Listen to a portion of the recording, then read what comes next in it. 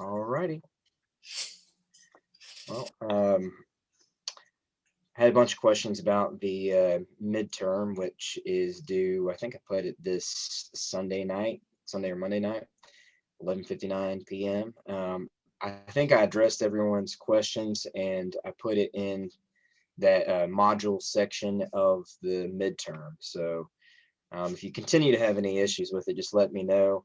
Um, James did point out that I mentioned this exam review early on, and apparently it had an error uploading. So I'm going to have to try to re-upload that after class.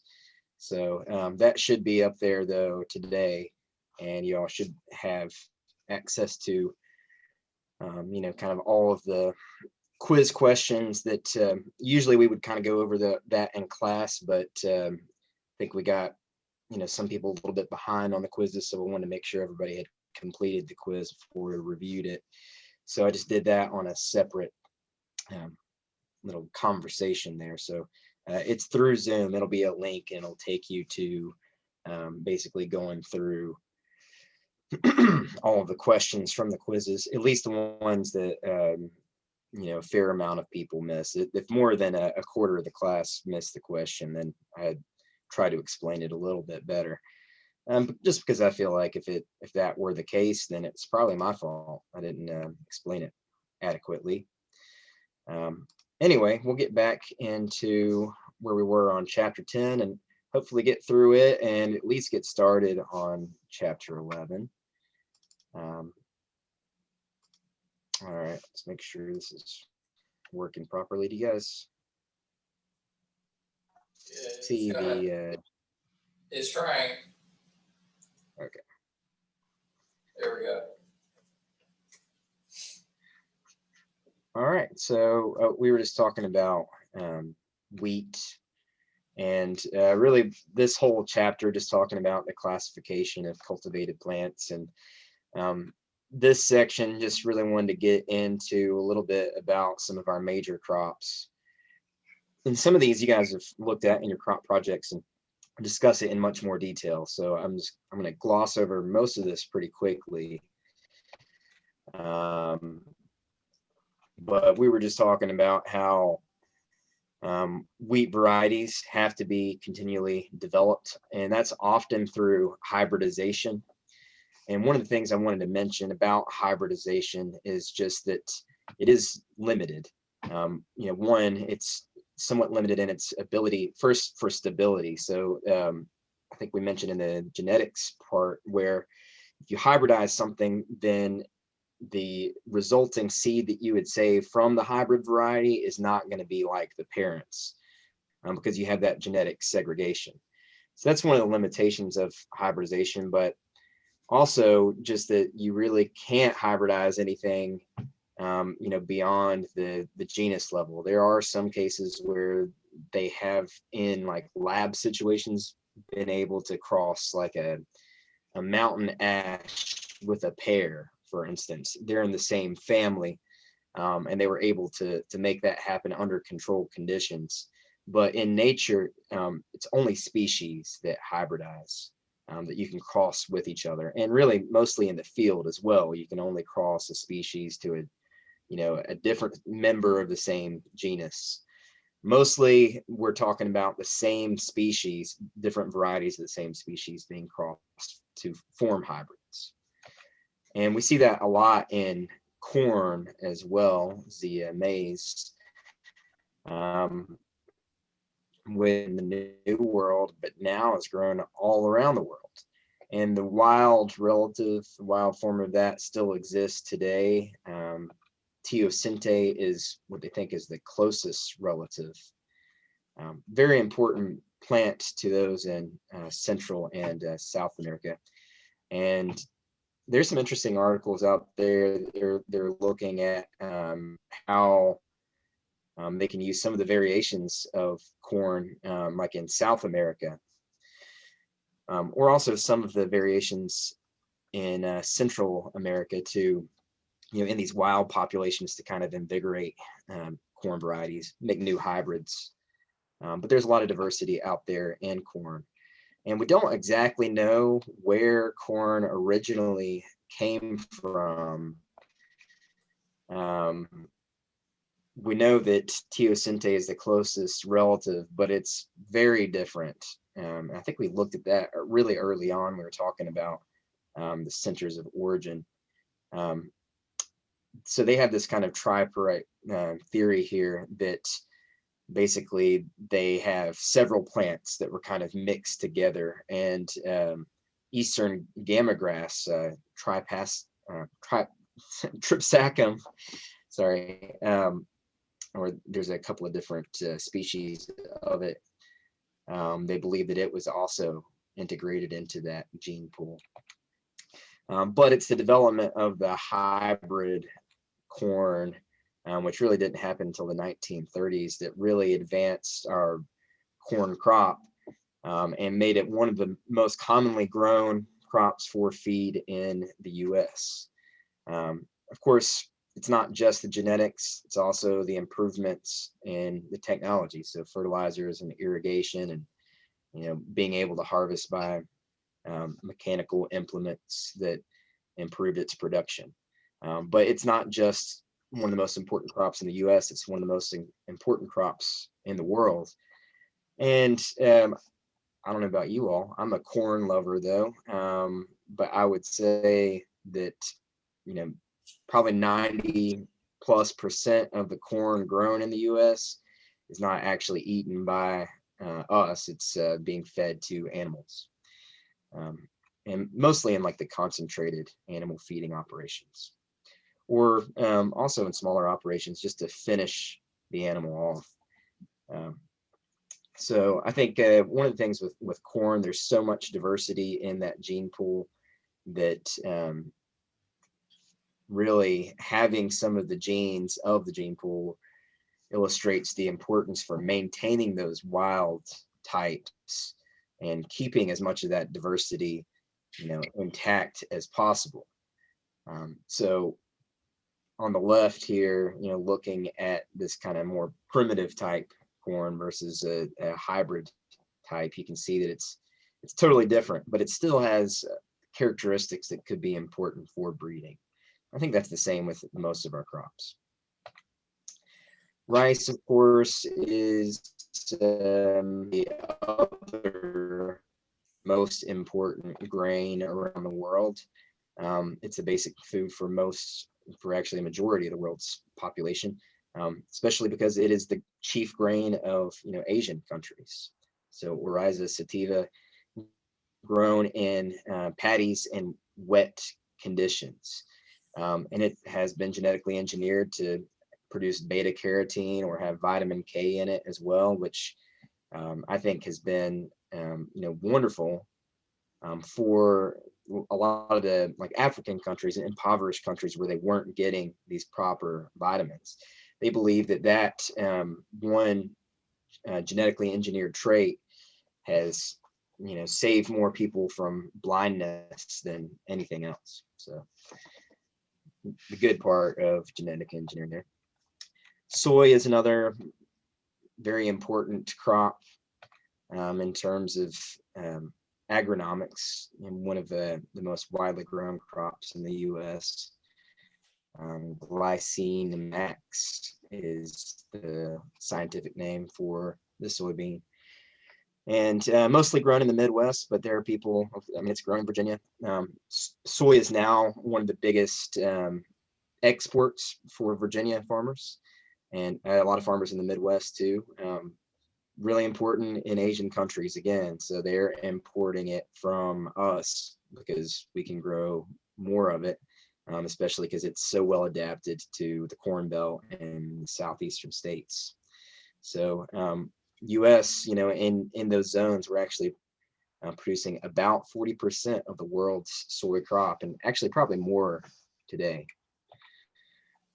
We mentioned the sugar beet, and I think it's interesting to note that that is now the main commercial source of sugar, and that's due to breeding. So, your regular kind of table beet that you would probably buy, at the farmer's market or something, or what you see in the supermarket, is not really the sugar beet. it's the same species, Beta vulgaris, but it's been developed to basically replace sugar cane, because sugar cane, is only able to be grown in tropical countries and is very expensive to grow. So, and these tropical countries kind of, exporting sugar cane had a kind of a monopoly. So nonetheless, we replaced it with sugar beets, and we increased the sugar content of, kind of your table beet from about 2% up to around 20% today. So sugar beets have most recently become that, replace sugar cane. So if you buy granulated sugar in the store, mostly it's coming from beets, unless it says pure cane sugar on it. Some people like the cane sugar better. Um, whatever. I think it's good either way. It's sugar, right? All right, potato, another very important crop for feeding the world's population. Solanum, and it's important because per pound planted, it is the highest yielding crop on planet Earth. Pretty fascinating, really, that just because it's vegetatively propagated, right? We're actually cutting it into pieces. So we're dividing that root into sections, or tuber, I should say, because it's not technically a root. And then we're replanting that, and each one of those has the ability to yield tremendous amounts. And so we're, creating cloning some of these cultivars through that method. There are some people that are out there actually working on making seed lines of potatoes. The potato blight, I think, in Europe really illustrates another, very important aspect of preserving the gene pool of the potatoes. There's thousands of varieties of potatoes in South America. The reason the Irish potato famine happened was because they only had, one or two varieties that were being grown in the new, or in the old world. So nonetheless, preserving that is very important. Potatoes rarely go to seed, at least commercially cultivated varieties that we're mostly growing today. But if they do, then that means that there is some, kind of genetic difference in it. And replanting that seed can yield some interesting results. So there's a website out there, Cultivariable, and they're looking at, kind of breeding these root crops. They'll sell you true potato seed. It's pretty fascinating. Most of the seed potatoes, we say seed potatoes in quotes because they're not seed. They are just kind of commercially produced potatoes that were specific for planting rather than eating. They meet all the planting standards, and there's a lot of kind of certification processes for those. So that's why potatoes are so important. Solanum tuberosum.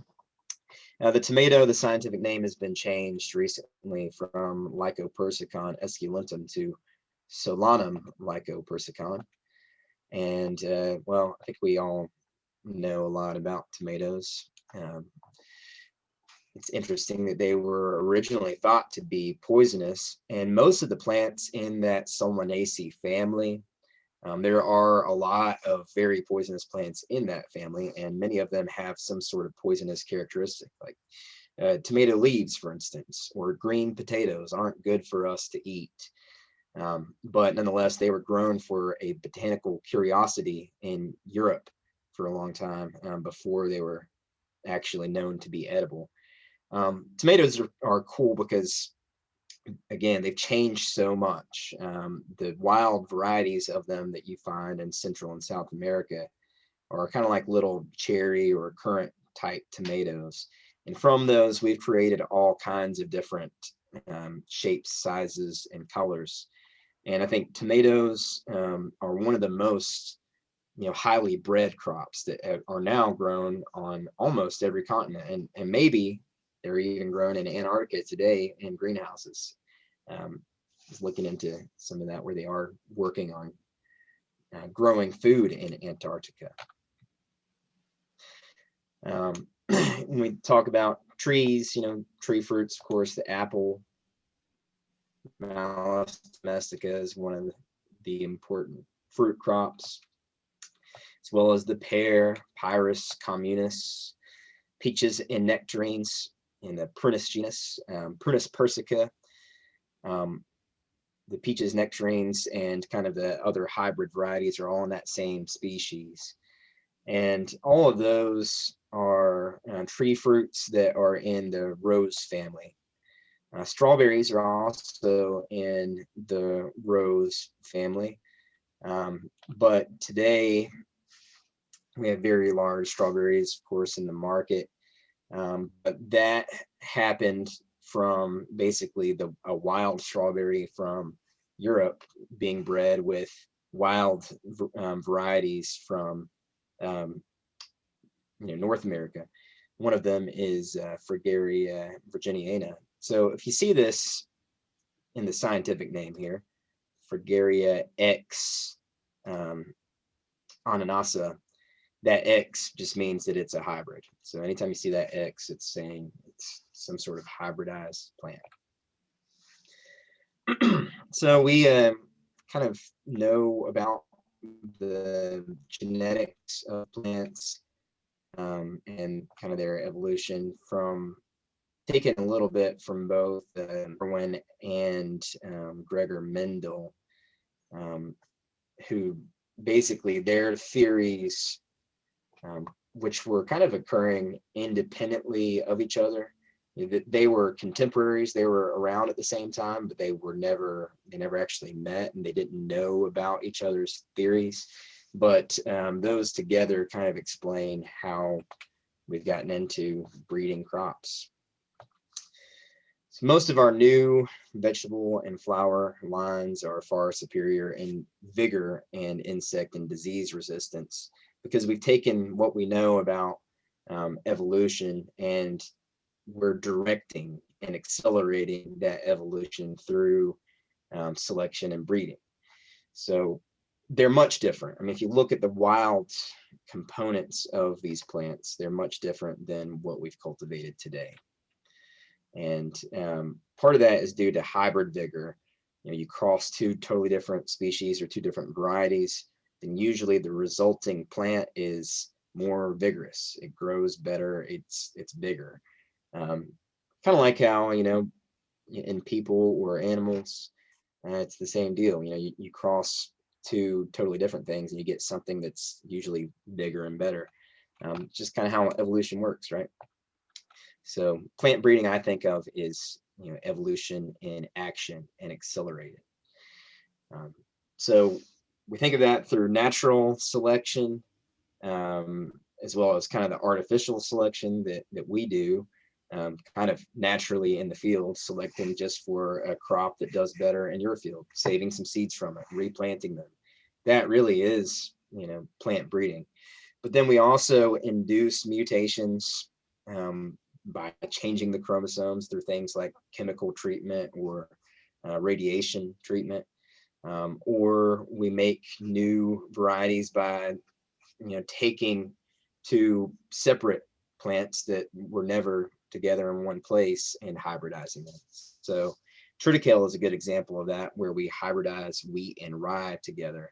So the genus name triticale is derived from basically the genera of wheat and rye together. So that's another way that we do it. And of course, we also do genetic engineering. Germplasm itself is just the protoplasm of reproductive cells containing the units of heredity. So whenever we talk about the gene pool, those traits within the gene pool are germplasm. So if we, take a plant, and preserve it and introduce it to another gene pool, that plant that we took, or that propagule, is the germplasm itself. And one of the things that advanced that and really changed the world is the invention of this Wardian case, this guy Nathaniel Ward, who was basically just trying to allow plants to be brought over from other places. So basically, it's like a little miniature greenhouse almost. And so explorers are going from Europe initially and traveling around the world. And then when they started to bring plants back, it was difficult for them to survive those voyages. So with the Wardian case, it made it more possible. There's a lot of, I guess, regulations on bringing plants back, moving plant materials around the world, as there should be, because we can introduce invasive organisms, especially insect and disease pests, as well as bacteria and fungi that could come in the soil. We've made a lot of issues with that, like the chestnut blight came from importing, chestnut stock from China. So there's a lot of regulations associated with that. You actually have to get, licensure to import plants. Of course, a lot of the trade, it might not be as well protected as it maybe should be.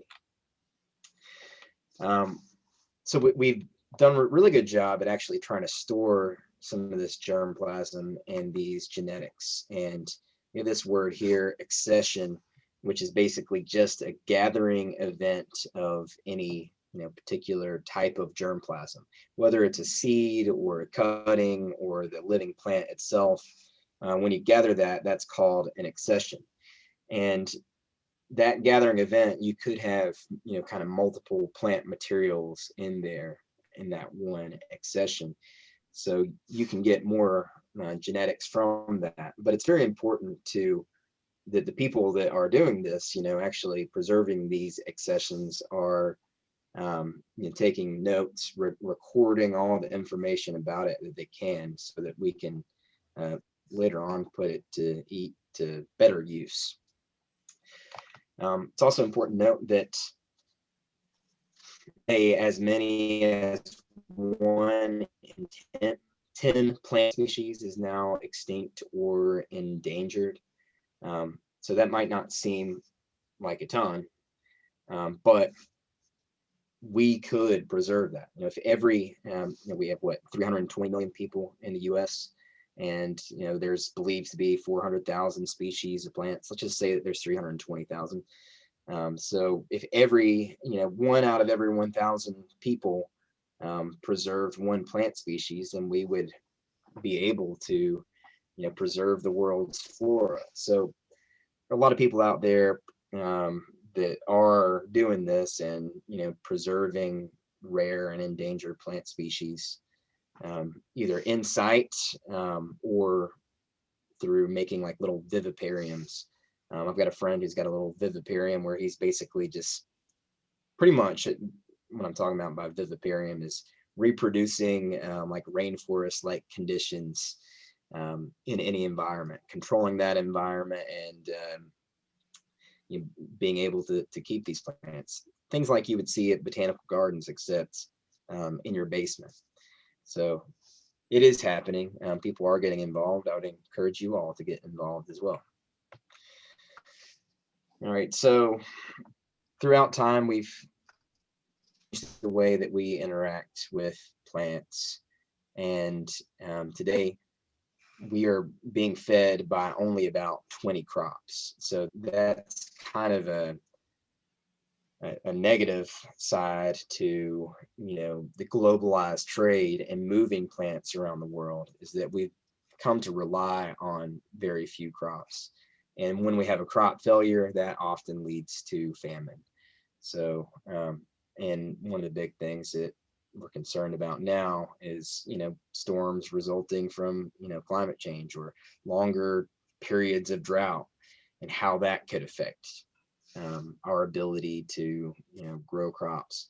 So if we preserve the crops themselves and the germplasm and the gene pools, then we can at least go back and breed for crops that have better resistance to things like drought. It's a worldwide issue. It's a global issue, and it's something that we need to examine. All right, so that's chapter 10 in a nutshell. We have any questions or concerns there before we move on to the next section? All right.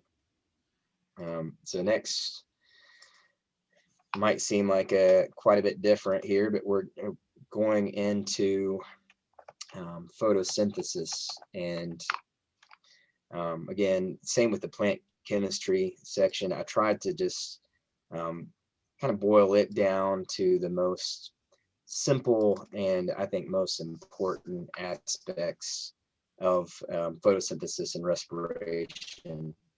And I put a link on this module there that looks at kind of no nonsense, kind of easy, practical information on photosynthesis if you need to look at that. So photosynthesis and respiration are kind of occurring together in sync as part of the carbon cycle. And really carbon and oxygen and hydrogen, CHO, those that make up what we call the organic molecules and the basis of organic chemistry, are the main elements for all living things and what we're all composed of, basically. But they're also what allows energy to be transferred through different levels. So going back to the basics here, all the organisms that are able to photosynthesize and capture energy from the sun are autotrophs, and everything that cannot, including us, are heterotrophs.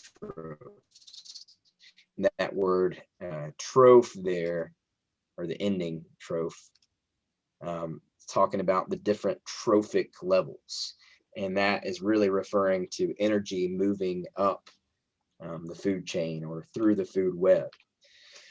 So as long as there is an equal or nearly equal amount of carbon being absorbed and sequestered through photosynthesis as is being released, respired, burned, whatever, the atmospheric carbon dioxide levels will not vary, which that's just the carbon cycle. And plants are the leaders of the carbon cycle. And of course, without them, no other life could survive. So carbon cycle is the most important cycle, really. I mean, along with the water cycle, they kind of occur in conjunction with each other. But those are like the two main cycles that are governing life on Earth. And I think in this, sentence here is also kind of the answer to the greenhouse effect. If we have too many carbon dioxide emissions, how can we absorb them through plants? And some people have suggested that perhaps we could do that just by,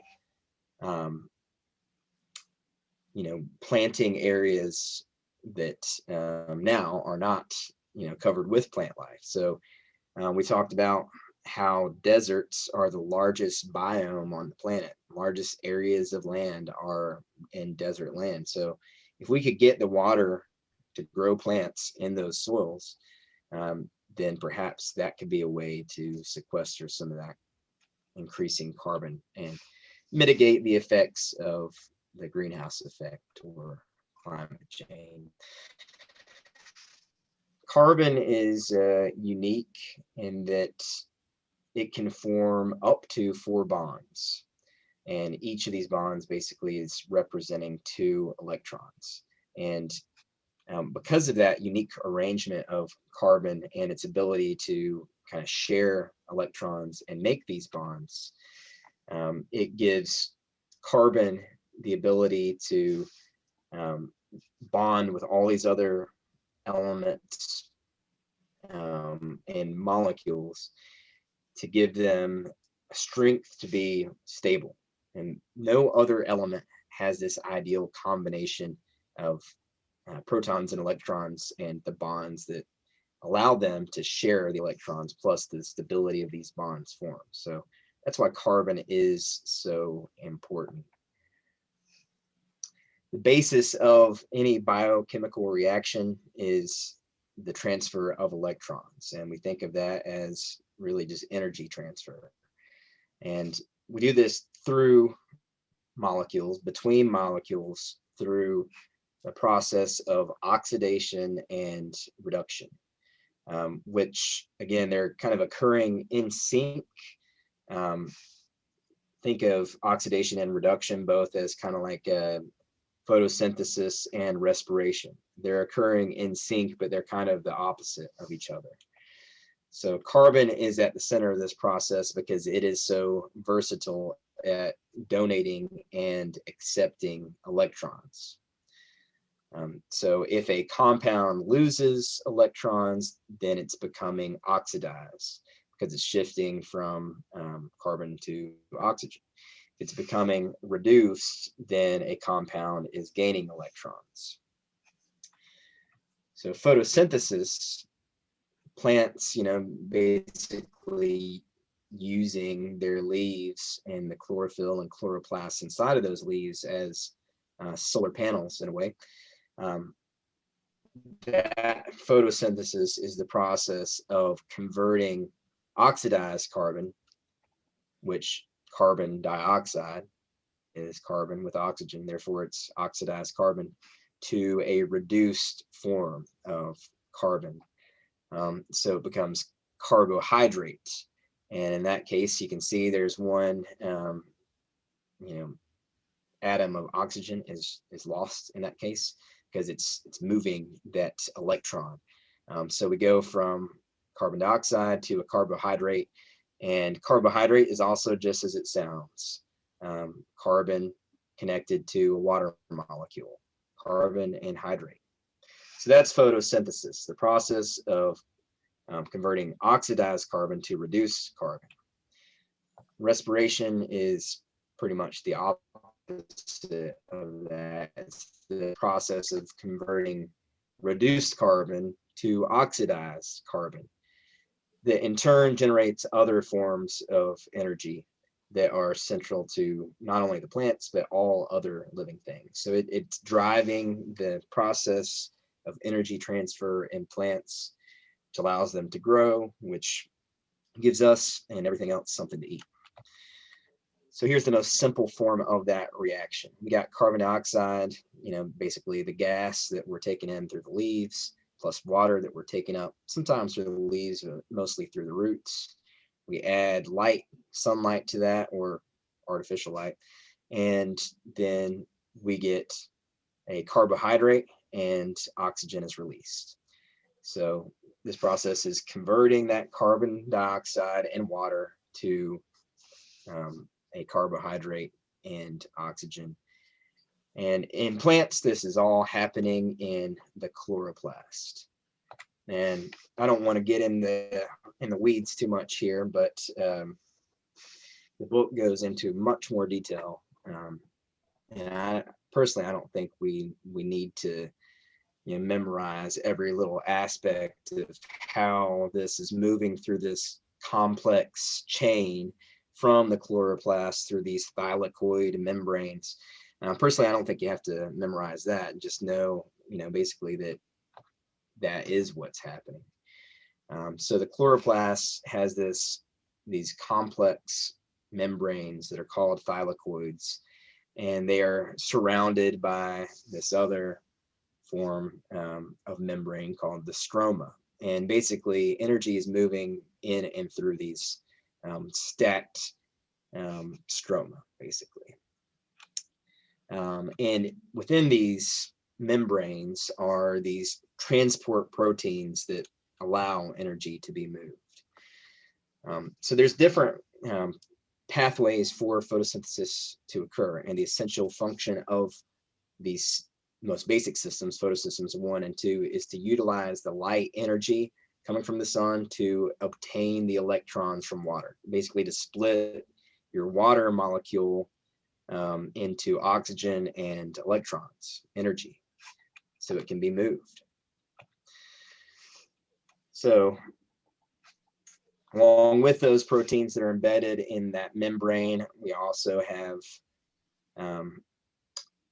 through that the forms of synthesizing ATP. So ATP is another form of basically energy, pretty much. So think of it along with this other molecule, NADPH, which NADPH is the chemical, but it's also just part of this energy transfer process.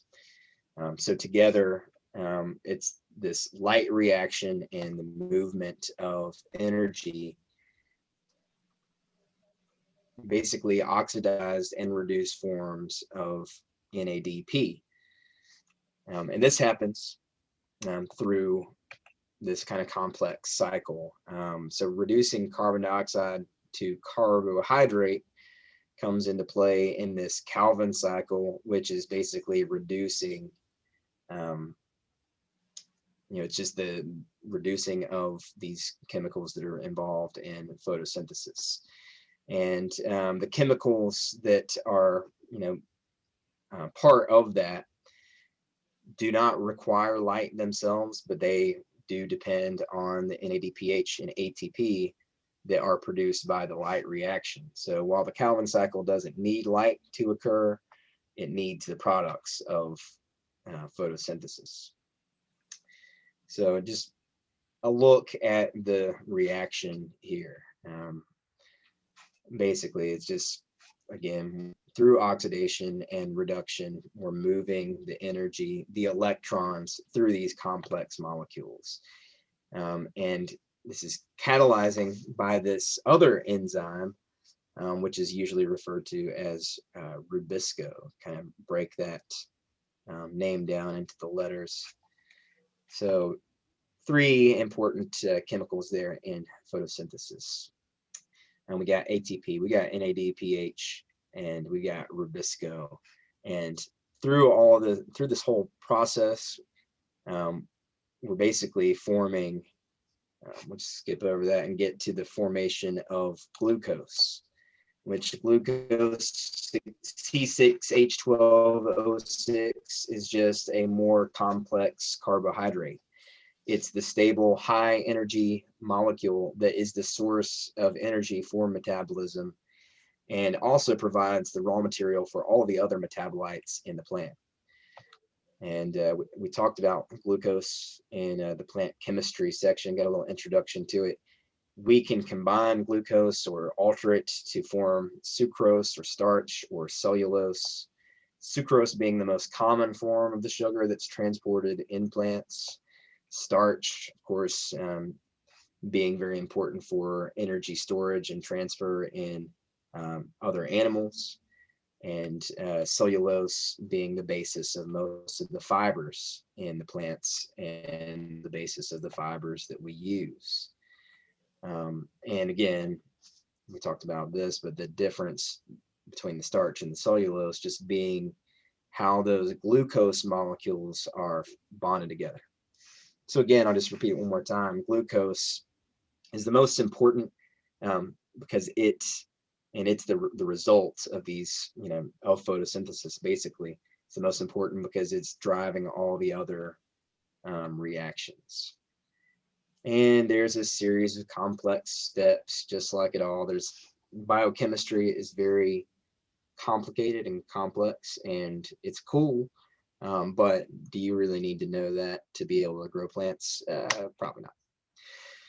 So the 2 most important concepts here is that we're reducing the carbon compounds, shuffling those around to generate the compounds that are required for the specific purposes. So those are then involved in the metabolism of the plants, which is driving all of this, basically energy transfer and the creation of all the proteins and all the stuff that we need to survive. And this is happening in the chloroplasts inside of the chlorophyll. So they're intercepting light and converting that electromagnetic energy into chemical energy. And that's not just in chlorophyll, but also in some of the kind of secondary products that we mentioned, like the carotenoids, which is what we see when we have the autumn color, right? We start to get cool temperatures, chlorophyll starts to die. We start to see the carotenoids and the flavonoids and all these other pigments.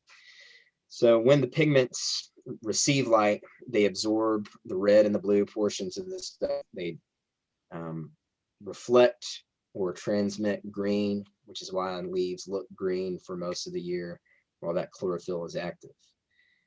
So if we're going to use artificial lighting, then it's important to note that we have to get both of the red and blue wavelengths provided in order for photosynthesis to occur. And in controlled environment agriculture, you see lights that supply the red spectrum when they're flowering or the blue spectrum when they're in the vegetative form. But through the plant's life cycle, we have to have both.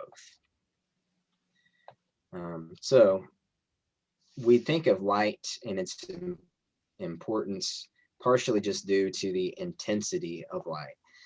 And, for different plants, they need different amounts of light. And the intensity of the light can negatively or positively affect the plants. So if we have lower light intensity, then we generally have thinner leaves, but are much larger in area because they're trying to absorb more light. And then in higher light intensities, they tend to be darker green because they have more chlorophyll cells kind of closely packed together, but they tend to be thicker leaves as well. So we have plant species that need high light intensities, and that includes most of our crops. Most of our crops are sun loving and we need full sun for them. In the ornamental world, we have some shade loving plants. So these are most of the ones here, Dieffenbachia, Aglaonema. Those are plants that are native usually to like a understory of rainforests. But none of these really have any use for us other than for ornamental purposes. In all plants, there is a light intensity at which photosynthesis and respiration are at equilibrium. And that intensity is the light compensation point, where basically we don't, more light will not equal more growth. So knowing that, that basically gives us the optimal plant growth level. Because really we want photosynthesis and respiration to be at equilibrium and equally occurring. If we have more respiration than photosynthesis, then the plant declines. If we have more photosynthesis than respiration, then the plant declines. Kind of wild that only about 5% of the solar energy that actually reaches the Earth's surface is used directly in photosynthesis. A good portion of it is either not absorbed by the plants, maybe absorbed by, say, soil, or a good portion of it is reflected, or a good portion of it is lost just through heat dissipation. So very slim percentage of it is actually driving photosynthesis. So the light energy that is used for photosynthesis is absorbed by the chlorophyll molecules in the thylakoid membranes, in the chloroplasts. And that's what makes plants the miracle workers of life on Earth. If we were to place a plant in a closed system under lights, then the carbon dioxide that would be used would basically eventually dissipate. And plants will quit growing until they have more carbon dioxide. So in a lot of these controlled environment agriculture situations, they are actually injecting CO2 into it. Because you have to have carbon dioxide in order to have photosynthesis. And there are some ways that we can kind of increase that. In greenhouses, we're moving the air through horizontal airflow fans. Same in even in controlled conditions. There are a few things that we could do in the field as well. that's mostly just plant spacing. So the density and the height of the plant canopy, we might try to manipulate that, space them at different intervals. Or also we can apply crop residues or green manure crops to the soil, which can increase CO2 levels in the atmosphere at the plant. So through adding plant manures, plant-based manures, they call the green manures, or through affecting the spacing of crops, we can somewhat alter the level of CO2 that plants receive and get it kind of more to an optimal level.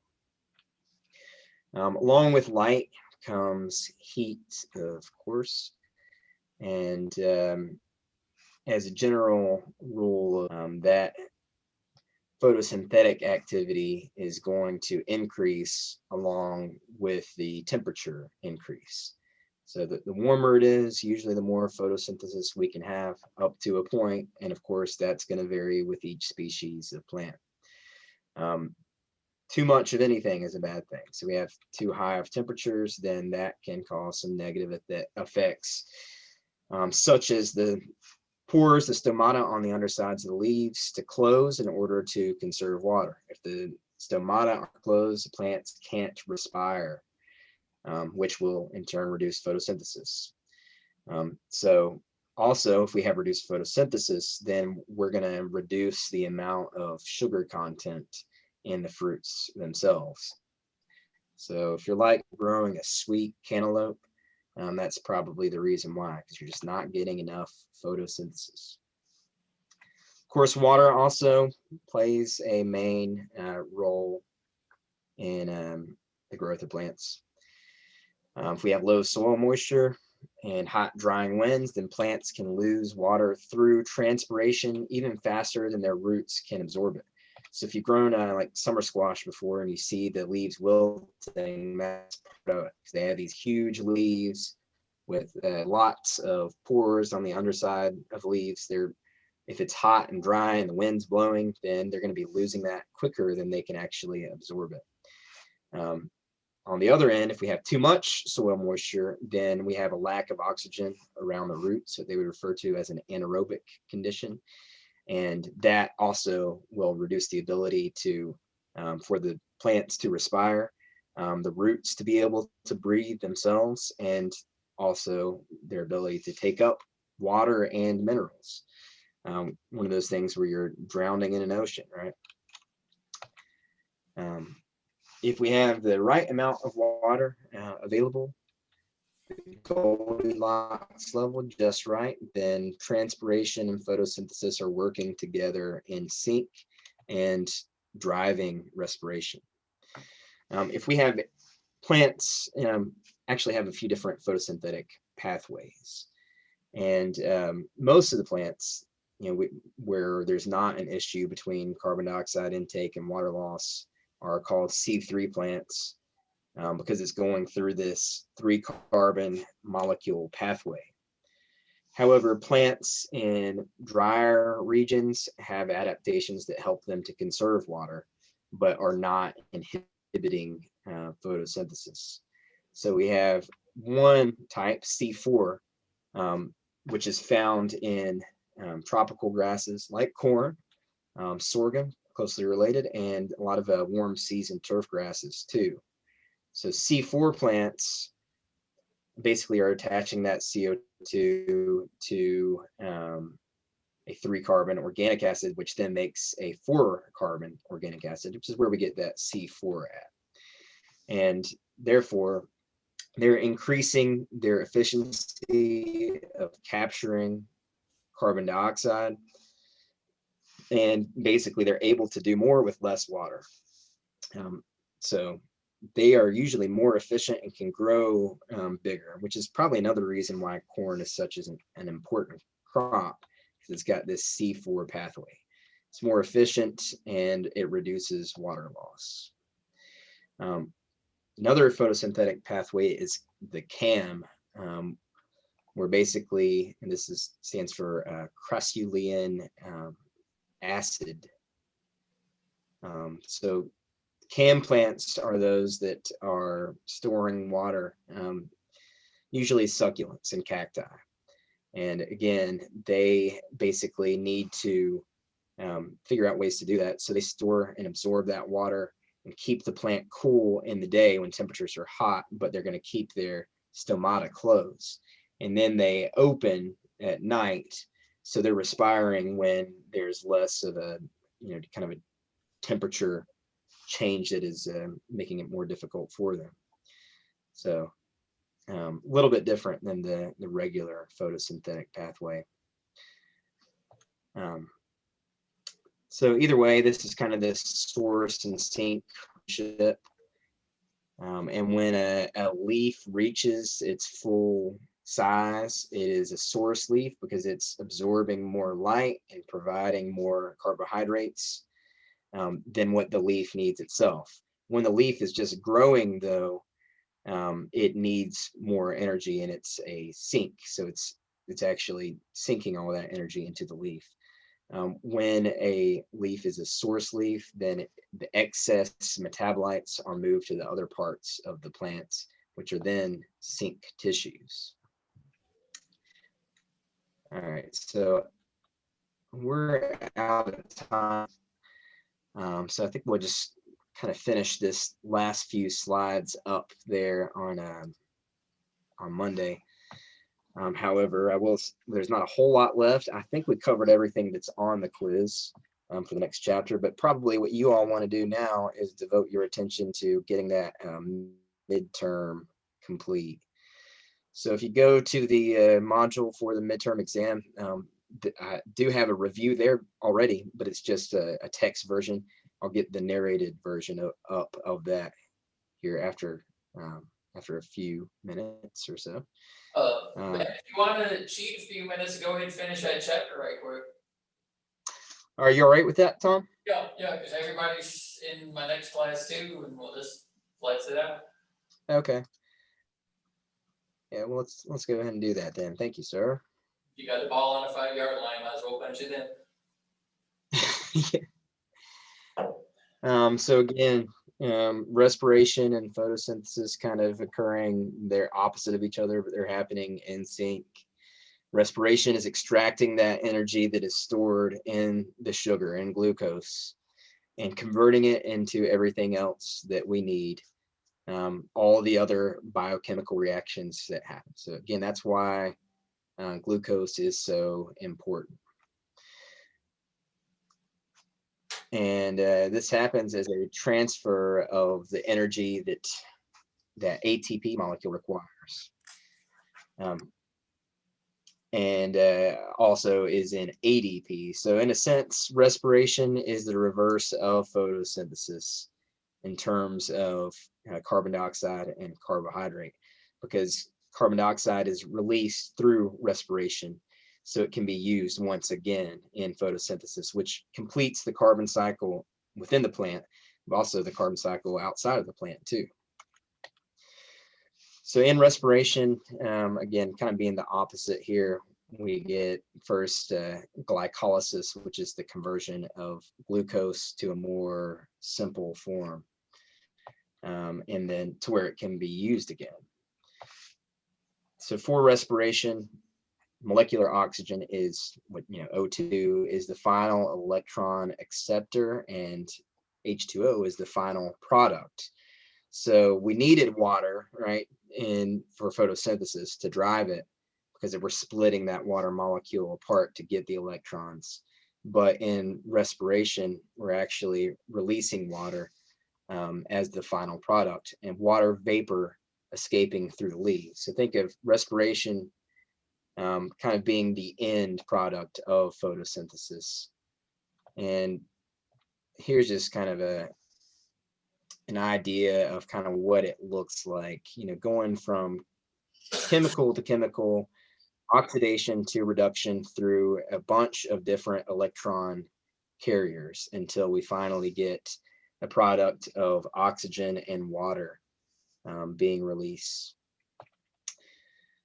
So it is estimated that nearly 60% of that energy of glucose molecule is conserved in ATP production. ATP itself is the energy currency for all living organisms. It's kind of a process that, or a very similar process that takes place in our metabolism as well.